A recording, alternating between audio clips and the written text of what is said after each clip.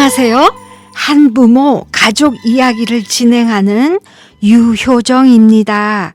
이 프로그램은 예수 그리스도를 뜨겁게 부르짖으며 하늘문을 간절히 두드리는 예배를 인도하시는 조셉 리 목사님의 칼럼을 바탕으로 이혼이나 사별로 인해 싱글맘, 싱글데디가 된 분들의 상한 마음 회복과 또 그들이 하나님 붙잡고 희망찬 미래로 향하는 것을 돕고자 진행됩니다.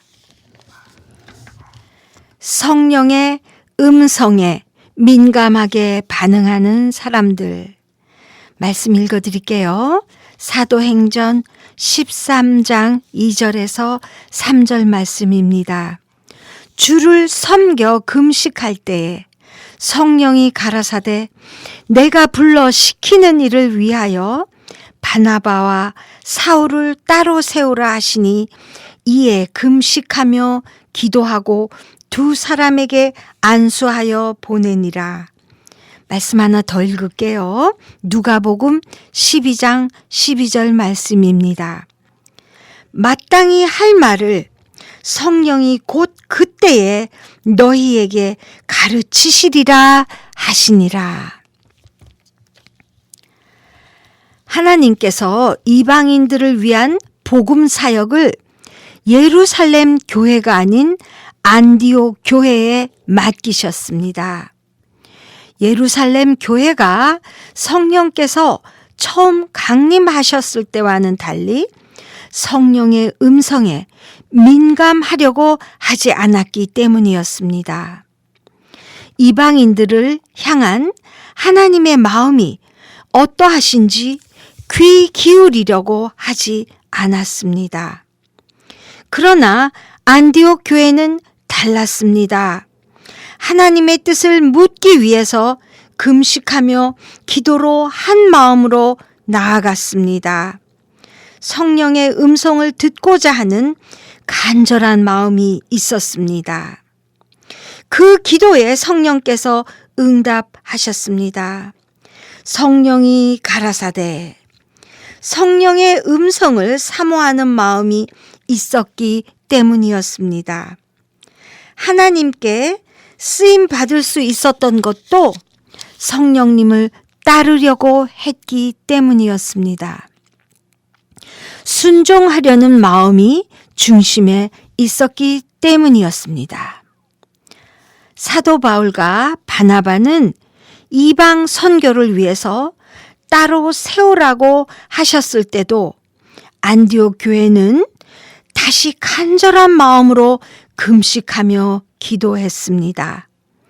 성령님의 뜻을 묻기 위해서 기도했었고 또 그 음성에 순종하고자 기도로 엎드렸습니다. 성령의 사람은 기도의 사람입니다. 한부모 사역, 곧 싱글맘, 싱글데디들과 하는 이 사역에 대해서 가끔씩 사람들이 어떻게 이 일을 하게 됐냐고 질문을 받습니다. 그러면 저는요, 2000년도에 있었던 저의 이혼 후 애들 4명을 돌보느라 바쁜 중에도 내가 찾은 피난처는 공부였던 것 같습니다. 물론 교육학 석사를 끝내고 나면 풀타임으로 티처가 될 수 있고 그러면 자녀들에게 경제적 안정을 줄 수 있으리라고는 생각해서 시작했지만요. 가정이 깨어지면서 갖게 된 상처의 치유가 내 공부를 통해서 가능했던지 계속 파고들게 되었습니다. 결국은 하나님에 대해 좀 더 알고 싶은 마음에서 신학교에 들어가게 되고 논문을 쓰게 되었을 때 지도 교수님의 강권함으로 이혼하신 분들의 상한 마음 치유에 관해 전개해야 했습니다. 하지만 논문을 쓰면서도 절대로 이 사역만큼은 하지 않을 거라고 결심을 하면서 속히 마쳤습니다. 왜냐하면 사역을 하면서 나같이 같은 형편의 어려운 일을 겪은 분들을 만나야 한다는 게 큰 부담으로 다가왔기 때문이었죠.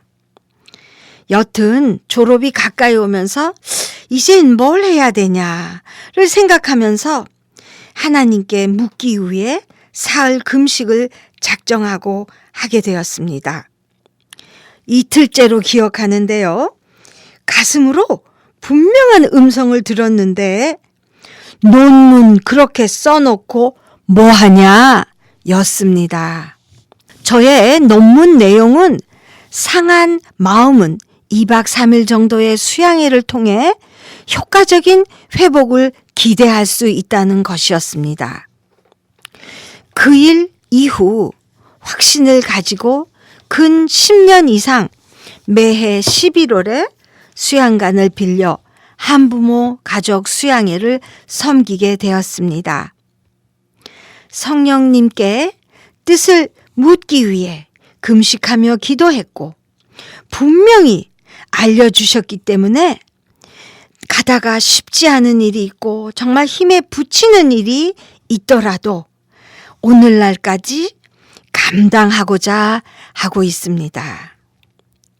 함께 해주신 여러분께 감사드리면서 다음 이 시간에도 또 뵙기를 소망합니다.